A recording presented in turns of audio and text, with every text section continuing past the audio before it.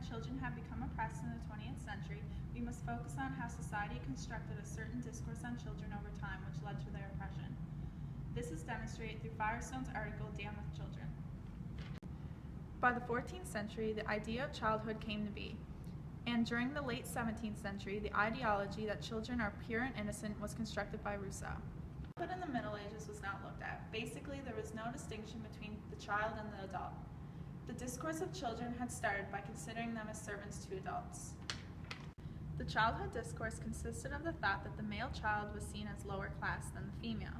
Therefore, they forced the boys to dress like women and identify as such, until they were considered grown up and were able to break away from that discourse.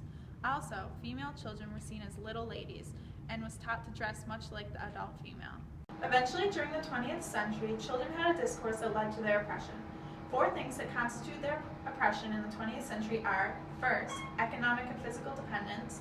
Children are smaller and weaker than adults, and that started the idea of inequality between children and adults. Children are very dependent of their parents to provide food, clothing, shelter, and other basic needs in order for them to survive. Second, sexual repression. According to Freud, there was early contentment of the child. Firestone said that children have the capacity for pure pleasure, but that doesn't necessarily mean they can fully indulge in it. Third, family repression. Many children experience psychological pressure of the family. Last, educational repression. While at school, children have to have supervised play. The educational oppression of children does not stop at supervised play.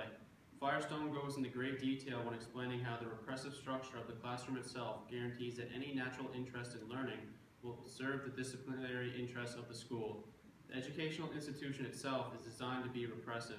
Schooling takes up much of the day for a child, and when they are not in school, they still have homework and other chores to do. Once all of this is done, there is not much time left, but even then the child is supervised and therefore limiting their creative ability.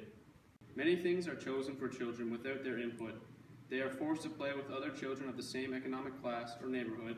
They are limited in choice of friends in the classroom, parents' friends who have children, and they are involved in more organized groups than they have time for. Firestone says it in the simple terms of, his culture is chosen for him. The only children who have a chance of escaping this educational and developmental oppression are the ghetto children, as Firestone puts it. Lower class children often have larger families, and therefore some children are barely noticed, let alone supervised. Ghetto children are more free sexually as well, as it is much more common among lower class kids. So why do they turn out worse than middle class children? Ghetto kids are not lower in intelligence until adulthood, but this is not always true, as sometimes they are the brightest, most original kids around. Firestone says they are like this because they are left alone. Even with all this extra freedom for ghetto children, they are still not free, but instead are oppressed by other institutions. They are still children, so they are still dependent on their parents, but they are also repressed because they are lower class. No matter what, every child is going to be oppressed in one way or another. With all of this taken into account, there is minimal opportunity for liberation of children. The nuclear family is based in the 19th century. In the Middle Ages, children were not categorized different than adults. Children were known as servants, and then when they became economically dependent, they were then adults.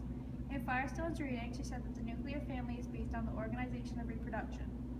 She argues that women should no longer have children, therefore the liberation relies on technological advances. With the rise of more child-centered families, we have the production of a child who is now segregated in a society where they are constantly supervised. There is oppression on children to act and dress a certain way to play the role of a child. This is to prove their innocence. The woman's oppression is extended through the mother's role. She believes the oppression of children and the oppression of women are connected. Gender discourse divides bodies into male and female. The females are expected to act feminine and the males are expected to act masculine. They are also supposed to naturally desire the opposite sex. This is not always the case. The right family should be composed of a heterosexual relationship with biological children. We see in today's society many homosexual partners creating families of their own. Considering the nuclear family is supposed to be the most accepted within society, it is hard for those who are engaged within a homosexual relationship to be socially accepted. Adrienne Rich is a critical feminist who constructed a critique of compulsory heterosexuality. Within her reading, Compulsory Heterosexuality and Lesbian Existence, She tries to deconstruct the discourse of heterosexuality. Rich argued that the basis of compulsory heterosexuality rests on the assumptions that women are alienated towards men. According to Bruno Latour, the world consists of both animated agents, which are humans, and inanimated non-agents, which are non-humans. People often view these as two separate things. Bruno Latour states that many people believe that we as humans have the ability to use agency, which is the capacity to make things happen. Latour mentions that he does not actually believe that the world can strictly be divided from non-humans and humans. Instead, that they work together to form an agency, noting that humans and non-humans do not stand alone but instead depend on each other to make agency possible. There are many examples of how non-humans work with the humans in modern-day family for liberty. For instance, in the present day, having a pet as one in the family is more common. Some even replace the human child with a cat or a dog and label them as their baby. Animals are often treated as a member of the family, affecting how the family operates on a daily basis.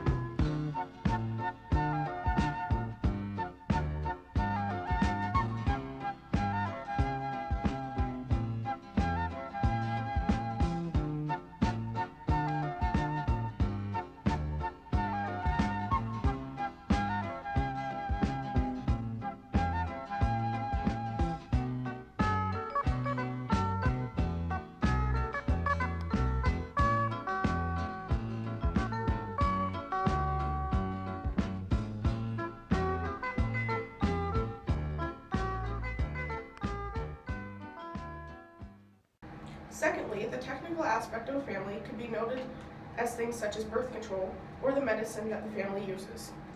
Birth control is something that is presently very obtainable to us. The birth rate in families have dramatically decreased, and there are less accidental pregnancies, or for people that do not want to have children at all.